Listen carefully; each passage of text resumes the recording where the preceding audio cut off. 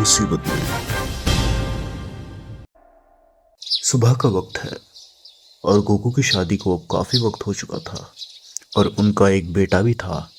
चीची अपने बेटे को आवाज लगाती है। गोहान, गोहान खाना तैयार है।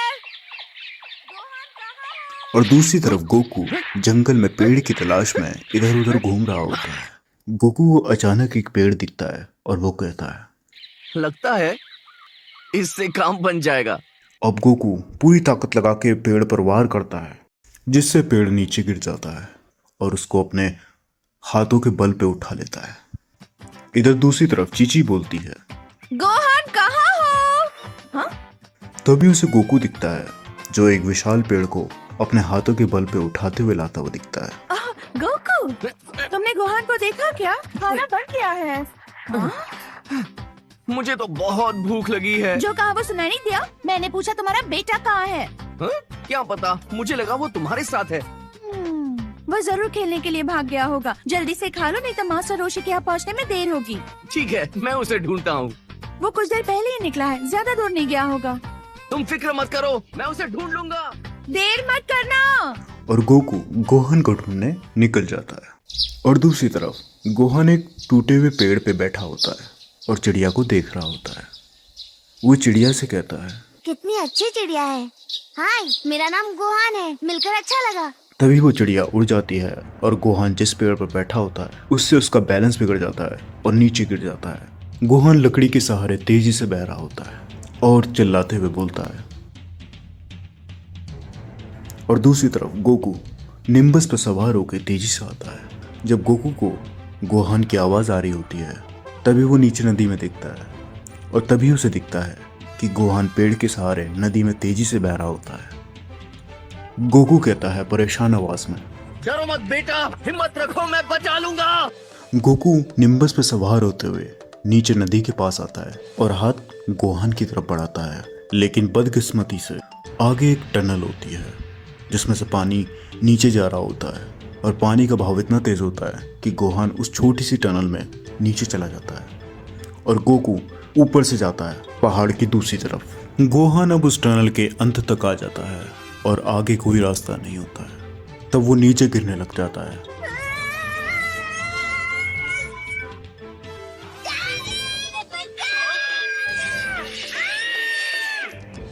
गोहान! और तभी गोकू पहाड़ की दूसरी तरफ आ जाता है। गोकू तेजी से होते हुए नीचे आ जाता है और नीचे पहुंच के गोहान को आवाज लगाता है। गोहान! गोहान की नीचे आवाज नहीं आती, उसे कहीं नहीं दिखता। लेकिन जब देखता है कि यहाँ आसपास गोहान नहीं है तो उसे ऊपर से आवाज आती है रोने की।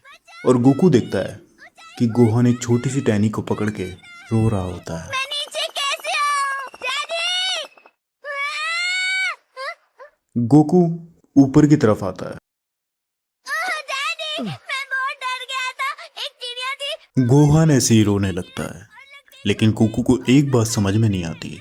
जब वो नीचे गिर गया था तो वो ऊपर कैसे आया? तो गोकू सवालिया नजरों से सवाल करते हुए कहता है, तुम यहाँ ऊपर कैसे पहुंचे? क्या क्या क्या तुम ऊपर कूदे? तो गोहान कहता है। वो पता नहीं। गोकू इस बात को नजरअंदाज करके आगे कहता है, अच्छा छोड़ो, अब क्यों ना हम दोनों घर चलें? हाँ, तुम्हारी मॉम फिक्र कर रही होगी। और हाँ, आज मैं तुम्हें अपने बूढ़े टीचर से भी मिलवाऊंगा।